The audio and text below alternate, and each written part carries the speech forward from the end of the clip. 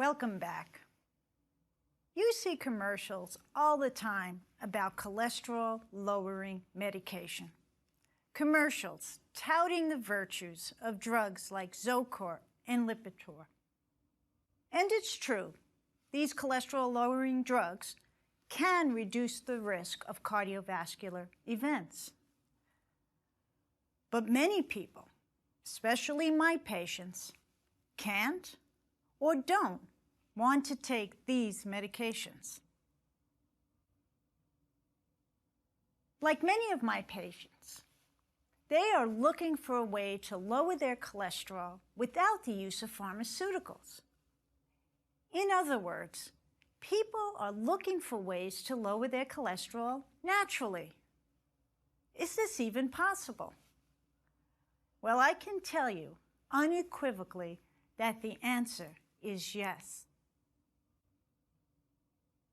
Today, we will learn about cholesterol and the different cholesterol particles.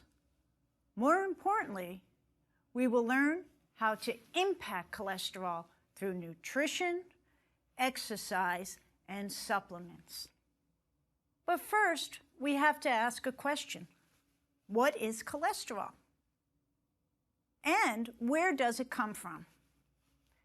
Well, cholesterol is a waxy substance that is found in the fats in your blood.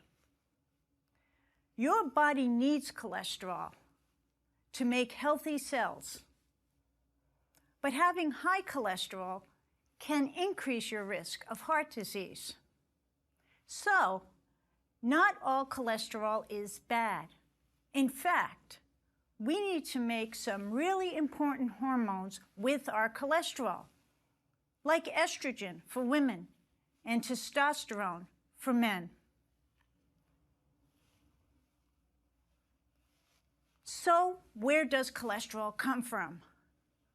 Well, all the cholesterol we ever need is made by the liver.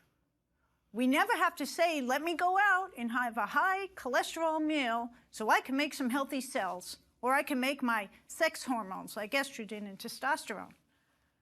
Some people have genetic disorders that lead to high cholesterol, but this is rare.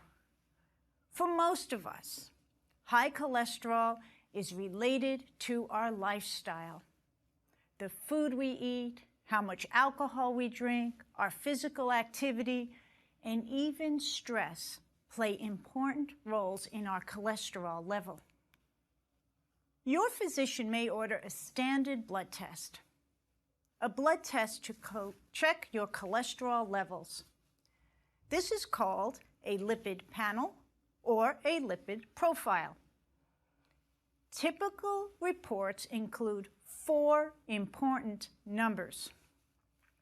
First, a lipid panel will have a total cholesterol. Number 2, an LDL cholesterol. Number 3, HDL cholesterol. And number 4, triglycerides. These are the 4 components or basic components of your cholesterol panel. Let's look at some of these a little closer. HDL stands for high-density lipoprotein. This is the good cholesterol. This cholesterol is responsible for pulling plaque out of the arteries. My patients taught me that the H in HDL is for the happy cholesterol. LDL stands for low-density lipoprotein. Guess what the L stands for? You got it. My patients call that the lousy cholesterol. The cholesterol that we frequently say causes plaque in the arteries. But the reality is, too little HDL, too little of the good stuff, too much of the bad stuff, the LDL, that's what leads to coronary artery disease or blockage in arteries anywhere in our bodies. So let's take a look at the other component of our lipid profile, called triglycerides. Triglycerides are a type of fat that circulate in our bloodstream. They actually store unused calories, so that if we go for a long period of time without food, the triglycerides are able to release this energy when we need it. So let's begin. Let's start with triglycerides first. Let's talk about where they come from and then what we can do to lower them. I teach it to my patients this way.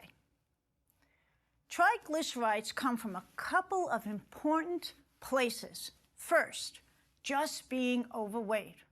Just having extra weight in your midline can increase your triglycerides.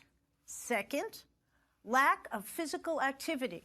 When we exercise or we decide to walk up the steps instead of taking the elevator, we burn triglycerides.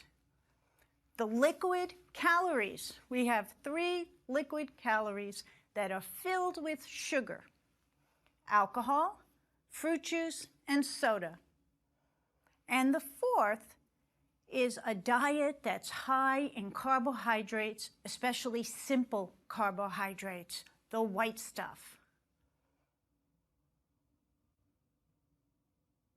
Now, there's one important thing I need to emphasize about triglycerides. They keep company with the good cholesterol, HDL. I tell my patients it's like a seesaw. As triglycerides go up, the good cholesterol, the HDL, goes down.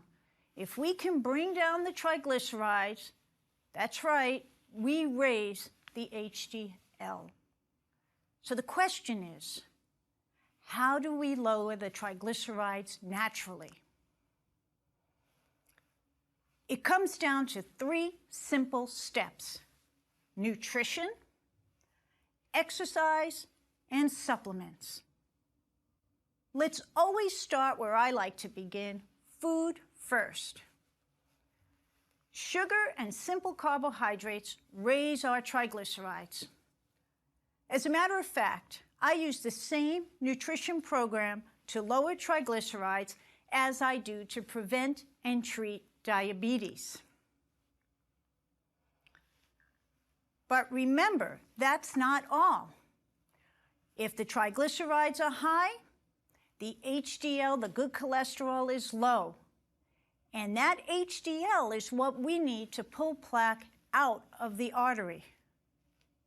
So, the foods that raise triglycerides you already know: simple sugar, cookies, cakes, candy, and ice cream. We mentioned the liquid calories: alcohol, soda, and fruit juice. And the simple carbohydrates will raise triglycerides: white bread, white rice, rice noodles, and an Italian favorite called gnocchi. This is a potato pasta, guaranteed to raise your triglycerides. Now, starchy vegetables will also raise triglycerides, things like potatoes and winter squash. You already know the best foods to eat, and these same foods will lower your triglycerides. Foods like whole grains, lentils, and beans. When we pick a fruit, let's pick a fruit that's low in sugar, like apples, peach, pear, plums, and berries.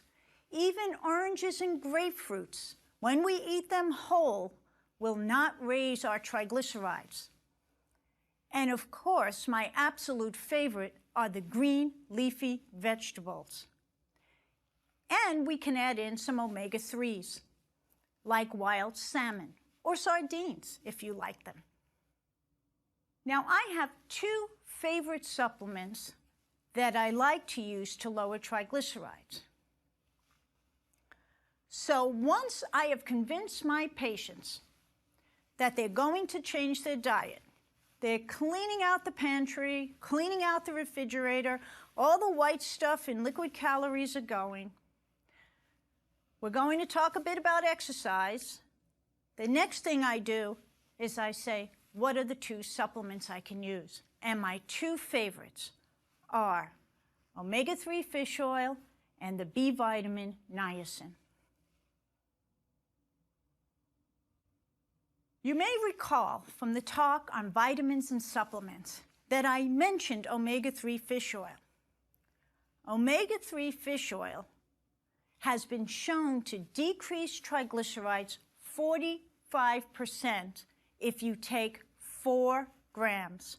That's 4,000 milligrams or 4 grams of omega-3 fish oil can decrease triglycerides 45%. Now that's powerful medicine. So what about our second supplement, niacin? Niacin is one of the tried and true vitamins for lowering triglycerides. It is also used, as you can imagine, to raise HDL. So it's also the magic vitamin for raising the good cholesterol. But no surprise, because of the seesaw effect. Triglycerides go down, HDL goes up. 2,000 milligrams of niacin per day can lower triglycerides over 50%. But there are some really important caveats about niacin that you need to know before you decide to go and buy this vitamin. People with a history of intestinal ulcers, gout, or liver problems should not take niacin. Number 2, not all brands of niacin are the same. You will see on the shelf things that say no flush niacin. These frequently don't work to lower the triglycerides or raise the HDL. So number 3, niacin is one of those vitamins that I really want you to take under your physician's guidance, because we need to monitor your liver when we give you niacin. So now we know how to lower triglycerides and raise HDL. And I promise you, if you have high triglycerides and you give up all the white stuff and start to walk every day, you are going to really impress your physician when you have your next blood test. So let's now turn our attention to the LDL, the so-called bad, or what my patients call the lousy cholesterol. Let's start with food first. Well, this is the way I teach it to my patients. I say if it has a smiling face, 2 eyes, it has cholesterol. That means cholesterol comes from animals. So what foods will raise your LDL cholesterol? What foods will raise the so-called bad cholesterol? You know these. Saturated fat, things like beef, pork, and lamb. Dark poultry, like dark turkey and dark chicken meat, are another source of saturated fat. Full-fat dairy, full fat or whole milk, whole cheeses, whole cottage cheese, full-fat yogurts, all of these will raise your LDL cholesterol. And of course, butter and cream will raise your LDL cholesterol. Now you already know I want you to read the labels. And if you have to buy something in a package, please make sure it does not contain trans fats or partially hydrogenated oils. And of course, you already know it shouldn't contain high fructose corn syrup, which is sugar.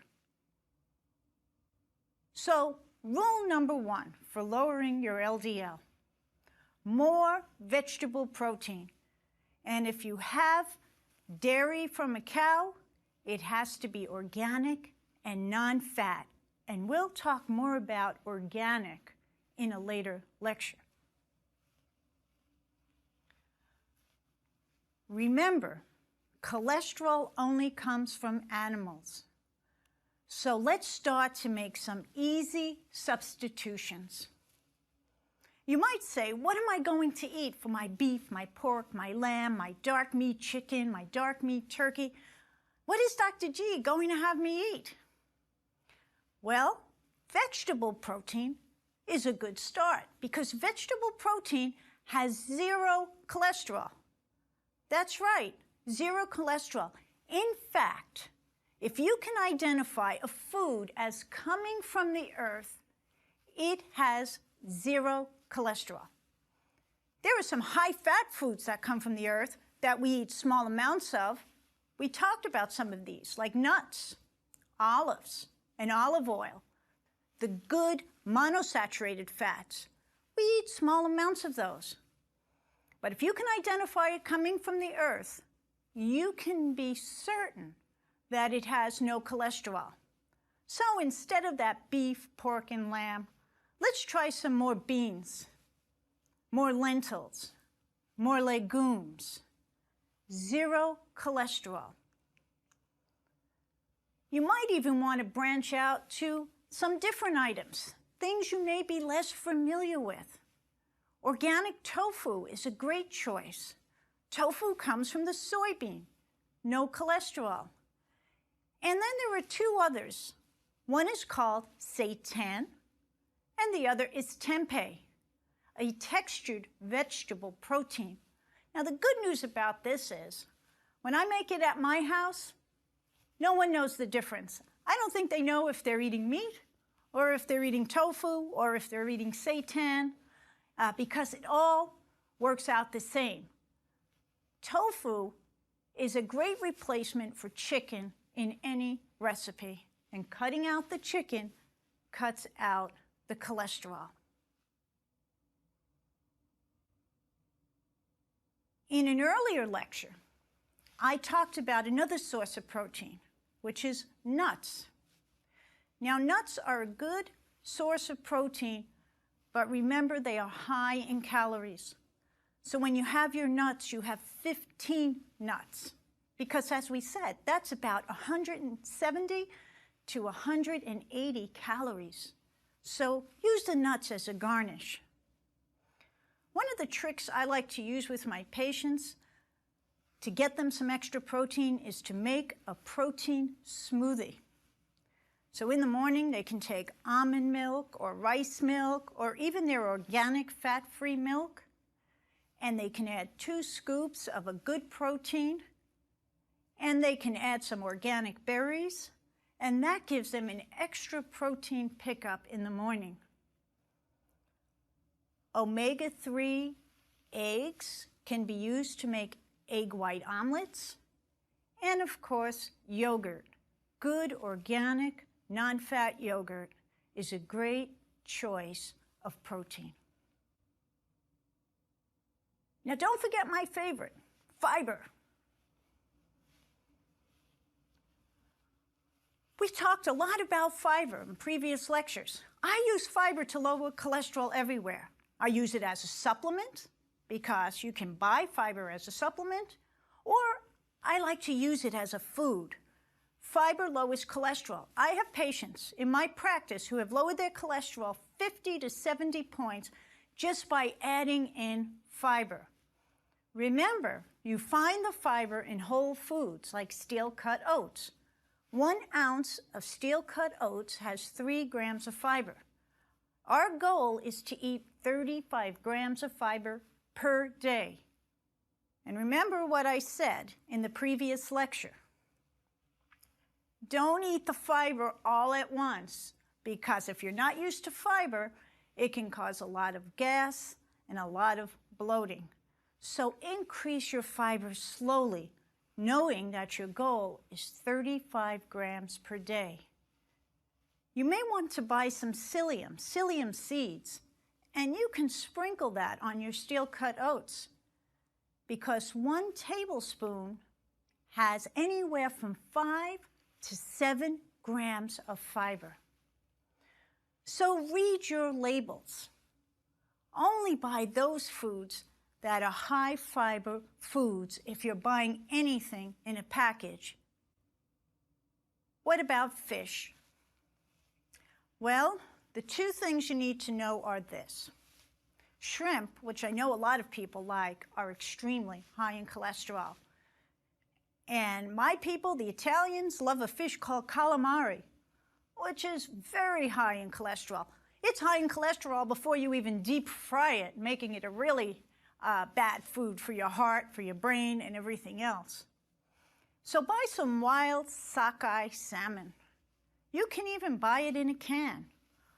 Or sardines, if you enjoy sardines. These are your better choices. But remember, fish is still an animal product, and it still contains cholesterol. Now that we know what to eat to lower cholesterol, now that we're going to add more whole foods and vegetarian protein into our diet, what supplements can we take so that we can continue to lower our cholesterol naturally? Well, I have a list of supplements that's really long, but I'm going to give you only a few of my superstars today. We've already talked about the B vitamin niacin, lowering triglycerides, raising the good cholesterol HDL. We already talked about fish oil, the omega-3s for lowering triglycerides. Remember, 4 grams per day of omega-3 lowers triglycerides 45%. So now we want to go after the LDL, the so-called bad cholesterol. What can we do? Now, I have these supplements numbered, but this does not mean I prefer one over the other. I like them all. And sometimes I'll use something different for one individual and something else for someone else. So all of these are good for lowering the LDL. The first is a supplement called artichoke extract. Artichoke extract has been studied and has been shown to lower the LDL 15% when taken in a 500 milligram tablet 3 times a day. So artichoke extract is a good choice for many of my patients. Number 2, something called plant sterols. Remember we talked about plants having a lot of healing properties? Well, sterols are one of them. When we eat plant sterols, the body looks at it as if it's cholesterol. It almost looks like the cholesterol particle. So it blocks the cholesterol from getting into our bloodstream because it sits on the same receptors. So plant sterols block cholesterol absorption. If you take them 2 to 2.5 grams a day, they will decrease your LDL around 10%. Sometimes I like to have my patients add those plant sterols to their smoothie. There are even smoothies on the market that contain plant sterols in them. The third supplement I like to use is called EGCG. This is the active ingredient of green tea. If you take this 500 milligrams of EGCG 2 times a day, you will lower your LDL, the bad cholesterol, 13%.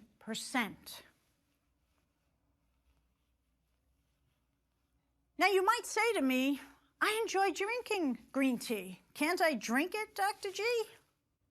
Absolutely.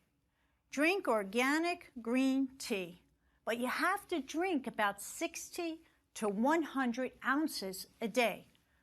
So I tell my patients their 2 drinks throughout the day should be filtered water, remember, not out of a plastic bottle, and organic green tea. And please, don't buy a bottle that says green tea that has sugar added to it, because that will defeat the purpose. So what other supplements do we have? Well, number 4 is pantothenic acid. Pantothenic acid has been well researched, and when taken 300 milligrams 3 times a day, can lower cholesterol as much as 36%. That's huge. That's as much as any statin therapy on the market. So this is a good choice if you decide, I want to take a supplement to lower my cholesterol. And then my last one, number 5, red yeast rice. I have to separate this out from the others because red yeast rice is the botanical that gives us statin therapy. So it's very important. If you have a history of not being able to take statins, what we call statin intolerance, muscle aches, joint aches, if your physician has taken you off of a statin because you have a side effect to it, do not run out and start taking high doses of red yeast rice because you can have the same side effects. But red yeast rice at 2,400 milligrams a day, usually it comes in 600 milligram tablets. I have my patients take 2 in the morning and 2 at night, will lower cholesterol 42%.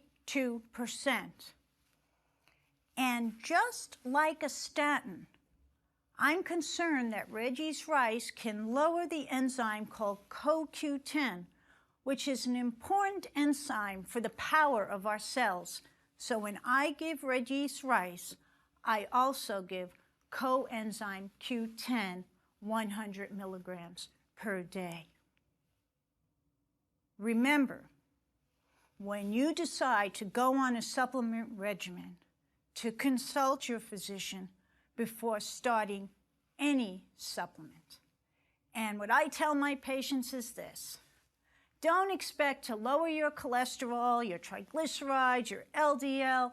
Don't expect any changes if you are still going to go around and eat beef, pork, and lamb, and throw cream in your coffee, and have cheese, and all the saturated fat that we talked about, because that's just defeating the purpose.